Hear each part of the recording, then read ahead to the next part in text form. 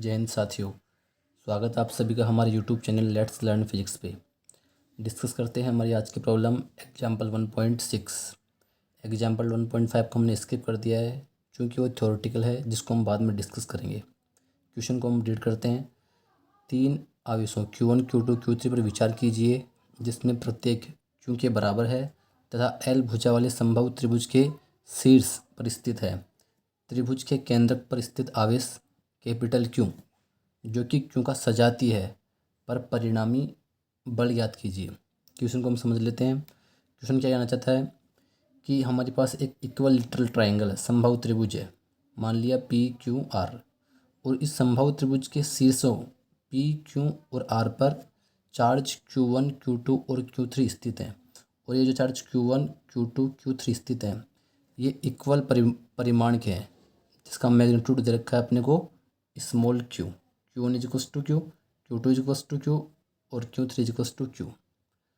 ये जो समबाहु त्रिभुज है, इस समबाहु त्रिभुज की लेंथ दे रखी है L। क्योंकि समबाहु त्रिभुज की तीनों लेंथ सेम होती हैं, इसलिए ये भी L हो जाएगी, ये भी L और ये भी L हो जाएगी। ये बोल रहा है कि इस त्रिभुज के सेंटर पर, त्रिभुज का सेंटर हमने यहाँ पे O माना है, इस पर एक कैपिटल Q आवेश है, और ये कैपिटल Q आवेश है, इसका जो नेचर है वो Q के समान ही है। इट मीन्स यदि Q1, Q2 और Q3 नेगेटिव है तो कैपिटल Q भी नेगेटिव होगा सेंटर पे, और यदि Q1, Q2, Q3 पॉजिटिव है तो कैपिटल Q का सेंटर पे वो भी क्या होगा, पॉजिटिव होगा। यहाँ पे हमने सिंप्लिसिटी के लिए मान लिया है कि Q1, Q2, Q3 और कैपिटल Q, इनका सभी का नेचर क्या है, पॉजिटिव है। तो ये बोल रहा है कि सेंटर पर जो कैपिटल Q आवेश रखा हुआ है, इसके ऊपर अपने को परिणामी बल ज्ञात करना है। तो पहले हम क्या करेंगे, इस डायग्राम को समझने की कोशिश करेंगे। एक्चुअल में बल ज्ञात करने के लिए हम कूलाम फोर्स जो एक्सप्रेशन है उसका यूज न करके हम इलेक्ट्रिक जो फील्ड है उस इलेक्ट्रिक फील्ड की डेफिनेशन को हम यूज करेंगे। क्योंकि यदि आपको फोर्स कैलकुलेट करना है किसी भी टेस्ट चार्ज के ऊपर, तो आप सुपर पोजिशन प्रिंसिपल है उसका यूज करने के बजाय यदि आप इलेक्ट्रिक फील्ड का यूज करें, और यदि सिस्टम ऑफ चार्जेज है, सिस्टम ऑफ चार्जेज मीन्स एक से अधिक चार्ज यदि सिस्टम में है, और उसके कारण किसी टेस्ट चार्ज के ऊपर आपको यदि फोर्स फाइंड करना है, तो यदि आप टेस्ट चार्ज का जो पॉइंट है उस टेस्ट चार्ज के पॉइंट के ऊपर जो सिस्टम में जितने भी चार्ज रखे हैं उन चार्जेस के कारण आप नेट इलेक्ट्रिक फील्ड फाइंड करें। उस इलेक्ट्रिक फील्ड को फाइंड करने के बाद आप उस नेट इलेक्ट्रिक फील्ड को यदि आप टेस्ट चार्ज से गुणा कर देंगे, तो आपको उस टेस्ट चार्ज के ऊपर नेट फोर्स फाइंड हो जाएगा। क्योंकि जैसे आप पढ़ते हो कि जो इलेक्ट्रिक फील्ड की डेफिनेशन आप ये पढ़ते हो, electric field is equals to force upon test charge. ये जो क्यू नोट है ये टेस्ट चार्ज को डिनोट करता है। टेस्ट चार्ज वो चार्ज होता है जिसके ऊपर अपने को फील्ड कैलकुलेट करना होता है। अब यहाँ पे अपने को सेंटर ओ पे फोर्स कैलकुलेट करना है, इसलिए सेंटर ओ पे जो चार्ज होगा वो टेस्ट चार्ज की तरह बिहेव करेगा। तो यहाँ पे जो कैपिटल क्यू आवेश होगा वो क्या हो जाएगा, टेस्ट चार्ज हो जाएगा। और सिस्टम अपने पास क्या होगा, सिस्टम में अपने पास 3 चार्जेज हैं जो कि इस इक्विलैटरल ट्रायंगल के वर्टेक्स पर स्थित हैं। इसलिए हम क्या करेंगे, ये जो सिस्टम ऑफ चार्जेज है Q1, Q2 और Q3, इसके कारण जो सेंटर है त्रिभुज का, इस सेंटर पर नेट इलेक्ट्रिक फील्ड हम फाइंड करेंगे। और नेट इलेक्ट्रिक फील्ड फाइंड करने के बाद उसको हम टेस्ट चार्ज से क्या कर देंगे, गुणा कर देंगे, जिससे कि अपने को इस सेंटर के ऊपर जो कैपिटल Q आवेश है उसके ऊपर फोर्स फाइंड हो जाएगा। तो यदि हम डायग्राम को समझने की कोशिश करें, तो चूंकि ये एक इक्विलैटरल ट्रायंगल है, इस इक्विलैटरल ट्रायंगल होने के कारण इसका जो सेंटर हुआ वो सेंटर ईच वर्टेक्स से जो डिस्टेंस होगी वह क्या होगी, सेम होगी। और सेंटर से डिस्टेंस वर्टेक्स की सेम होने के कारण जो ईच पॉइंट चार्जेज है पी पर, क्यू पर और आर पर, उसके कारण जो सेंटर पर इलेक्ट्रिक फील्ड आएगा उसका मैग्नीट्यूड भी क्या होगा, सेम होगा। यहाँ हमने पी पर जो पॉइंट चार्ज है क्यू, उसके कारण इलेक्ट्रिक फील्ड को माना है E1 जो कि इस डायरेक्शन में होगा। क्यू पर जो चार्ज है स्मॉल क्यू, उसके कारण इलेक्ट्रिक फील्ड हमने माना है E2 जो कि इस डायरेक्शन में होगा, एक प्लेन में लाई करेंगे ये।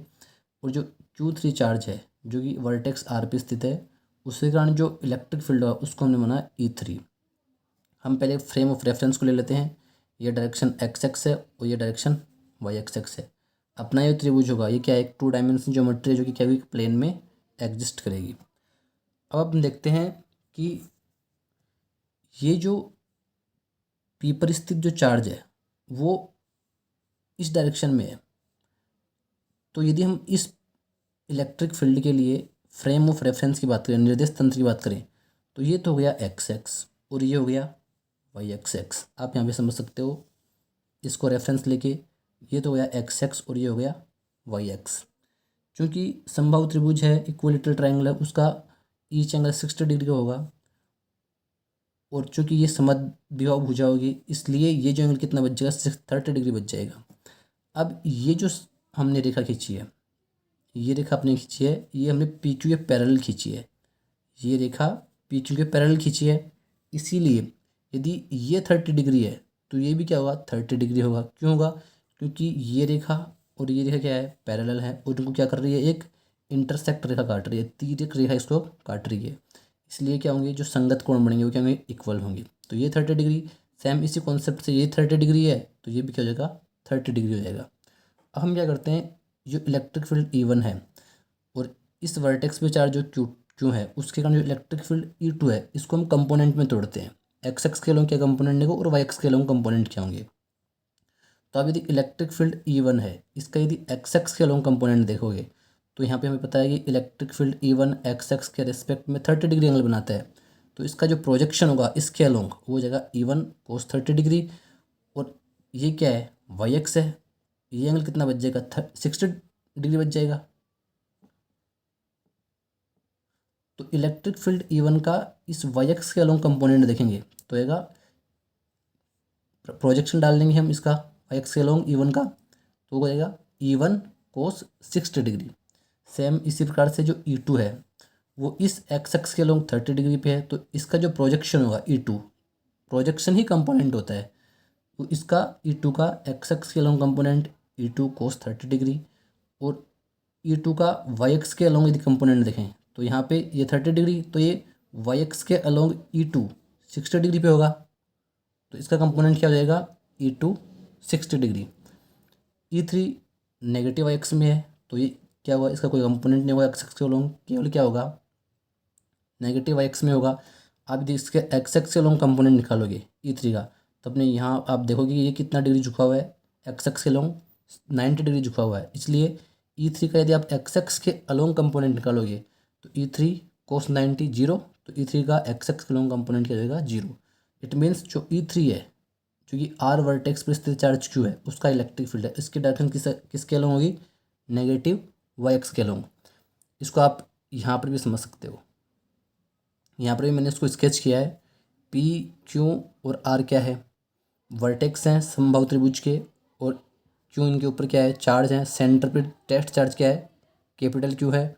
यहाँ पे हमने पी पर स्थित जो चार्ज है उसका electric field E1 vector, Q पर स्थित charge electric field E2 vector, और आर पर स्थित वर्टेक्स पर स्थित चार्ज क्यू के कारण इलेक्ट्रिक फील्ड E3 वेक्टर। चूँकि ये सभी क्या है, पॉजिटिव चार्ज है और पॉजिटिव चार्ज की इलेक्ट्रिक फील्ड लाइंस होती हैं वो उससे अवे होती हैं, रेडियली आउटवर्ड होती हैं और अवे होती हैं। इसीलिए ये सभी पॉजिटिव चार्ज हैं, इसलिए इनकी इलेक्ट्रिक फील्ड्स इनसे दूर होंगी। इसीलिए हमने इनको जो एरो है, इन एरोज को हमने इससे चार्ज से दूर दिखाया है। यहाँ पे आगे हम चलें तो चूँकि according to diagram P O is equals to Q O equal to R O, जो कि सेंटर की तीनों वर्टेक्स से क्या है, डिस्टेंस है जो कि सेम होगी। और E1 E2 और E3 का जो मैग्नीट्यूड हुआ, यानी कि पी पर स्थित चार्ज, क्यू पर स्थित चार्ज और आर पर स्थित चार्ज के कारण जो इलेक्ट्रिक फील्ड हुआ सेंटर ओ पे, उन तीनों का मैग्नीट्यूड क्या हुआ, सेम होगा।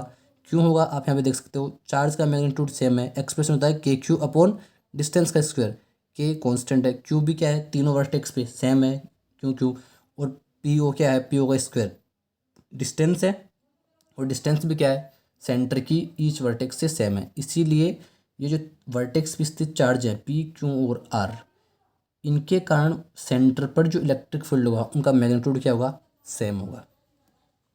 आगे यदि हम देखें कंपोनेंट्स में तोड़ने के बाद, ये जो कंपोनेंट है ये पॉजिटिव एक्स एक्स में है, ये कंपोनेंट नेगेटिव एक्स एक्स में है, इसलिए ये दोनों क्या होंगे, एक दूसरे के कैंसिल कर देंगे। क्यों कर देंगे, E1 का मैग्नीट्यूड E2 के मैग्नीट्यूड के बराबर है, और cos 30 इधर भी cos 30, तो ये वैल्यू जो आएगी वही वैल्यू ये आएगी, और दोनों क्या होंगी, अपोजिट है, इसलिए एक दूसरे को क्या कर देंगे, नेगलेक्ट कर देंगे।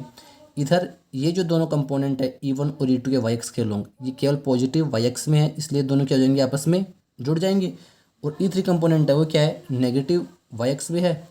तो नेट यदि इलेक्ट्रिक फील्ड हम देखना चाहें सेंटर के ऊपर, तो net electric field at centre इसी वेक्टर यदि हम देखें वेक्टर की फॉर्म में, तो E1 cos 60 degree, E1 cos 60 degree किस टैक्स में है, जे कैप पॉजिटिव वाई एक्स में, plus E2 magnitude into unit vector, ये भी जे कैप में है। और E3 को यदि हम देखें तो E3 नेगेटिव वाई एक्स में है, तो मैग्नीट्यूड E3 और इसका यूनिट वेक्टर माइनस जे कैप। इसको हम सिंप्लीफाई करेंगे। E1 को ऐसे ऐसे कैसे रखा, cos 60 की वैल्यू 1/2 और प्लस जे कैप, सेम E2 1/2 जे कैप, E3 को ऐसे कैसे माइनस जे कैप। E1 और E2 का मैग्नीट्यूड सेम है, इसलिए इन दोनों को हम क्या कर देंगे, जोड़ देंगे। तो क्या हो जाएगा, E1 जे कैप या E2 जे कैप आप लिख सकते हो।